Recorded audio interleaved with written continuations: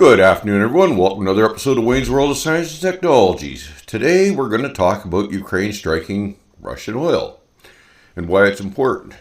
Now, I pulled up a variety of articles about it to look at.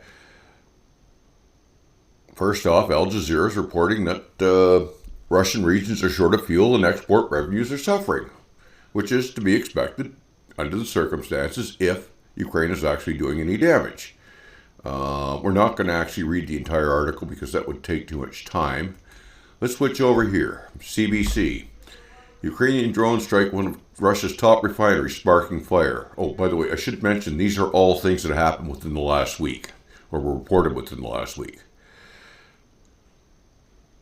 The Kryshi refinery in Leningrad region. So, another one hit. And we go over here, and we've got Trump telling allies to stop buying Russian oil. Well, the two countries that are buying Russian oil appear to be Hungary and Slovakia, so that is going to be up to Trump to convince them to stop because nobody else has been able to. Drone strikes mean Russians pay $9 a gallon for gas, if there is any. $9 a gallon. What is the average Russian wage? Oh yeah, it's pretty low, isn't it? Just think of that. They've got gas shortages. People are posting pictures of these videos and we're seeing them, so they're happening.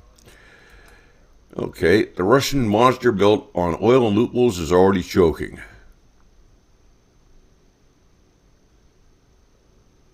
Yep, and Trump is right. They don't care how many people are killed. The Russians don't. But by taking apart the Russian economy, Ukraine is making it a lot harder for them to do things. St. Petersburg's energy infrastructure hammered. That's the Baltic Seaport. Well, one of the Baltic Seaports. And that is huge, hitting Primorsk.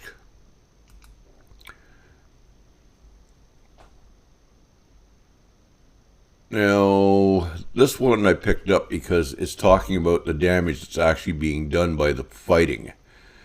A lot of this is going to take a long time to fix. Decades. And people are going to say, oh, well, Ukraine should surrender. That way they wouldn't have this problem. They wouldn't have this problem if Russia hadn't invaded. You got to look at the base cause. If Russia hadn't moved in, Ukraine wouldn't have this problem. And yeah, I know there's a whole bunch of people who absolutely think that Russia was going in to help out Russian language speakers. However, they have still not provided me one single document showing that there was any genocide of Russians before 2014, even though they claim there was one.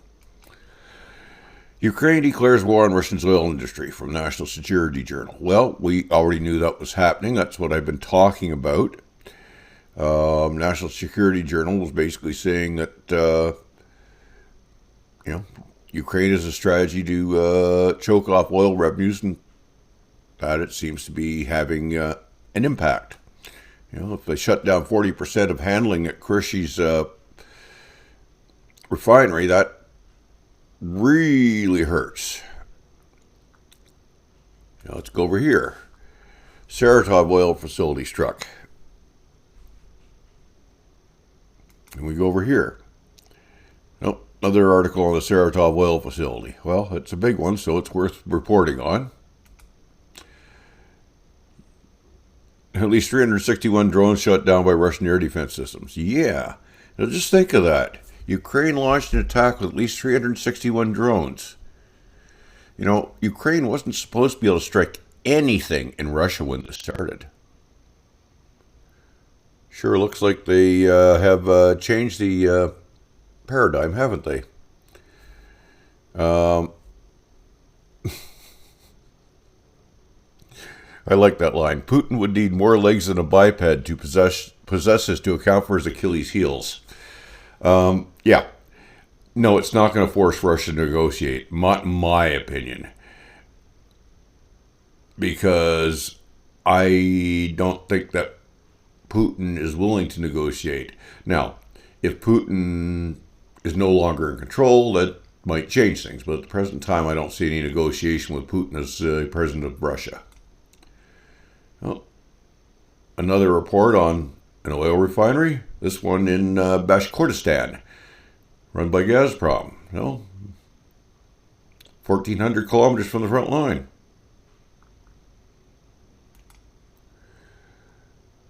Another report on, this is from India, and oh, damn it. Why do they do that? I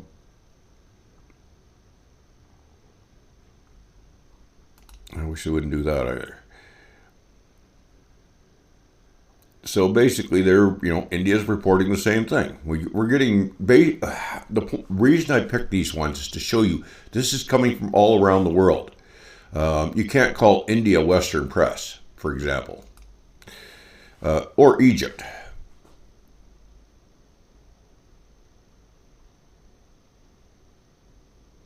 Just think, this is how they're reporting it in Egypt.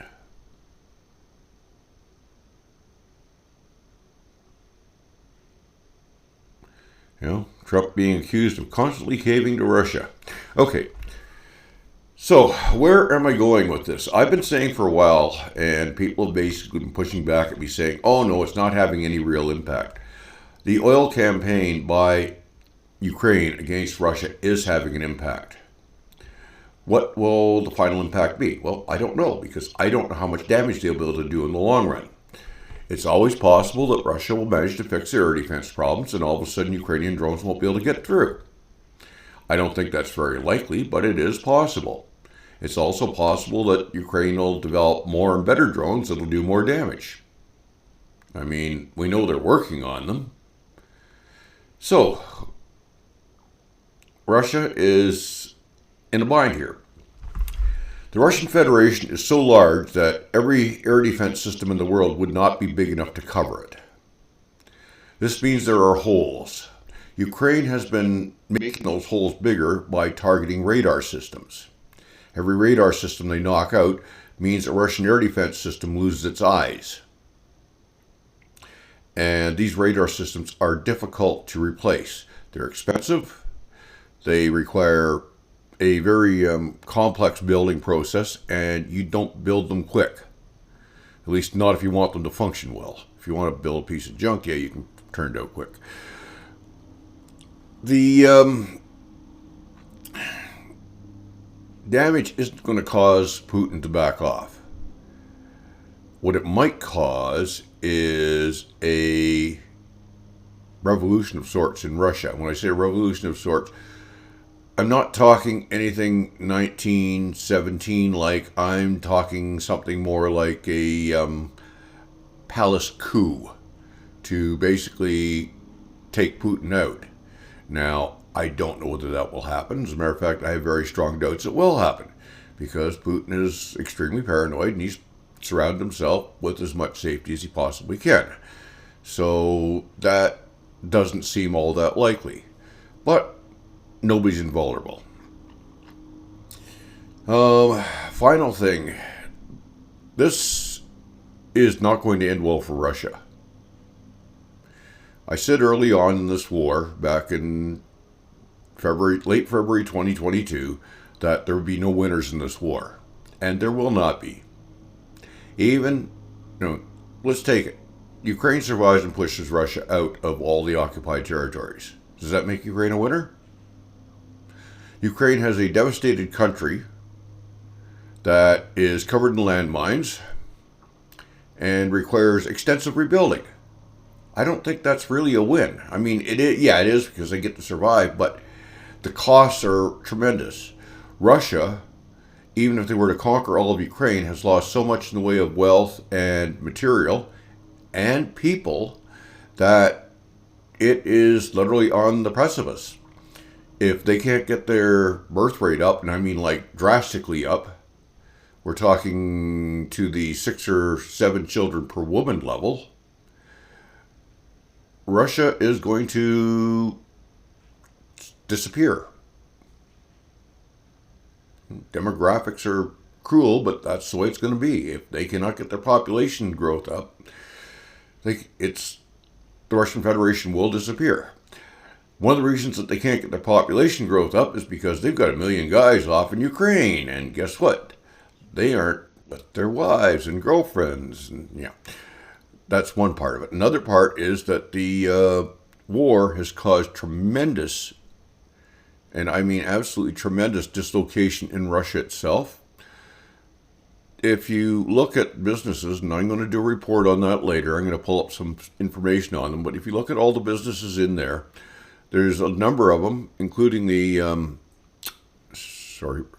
Roscosmos, the space agency, which are basically out of money.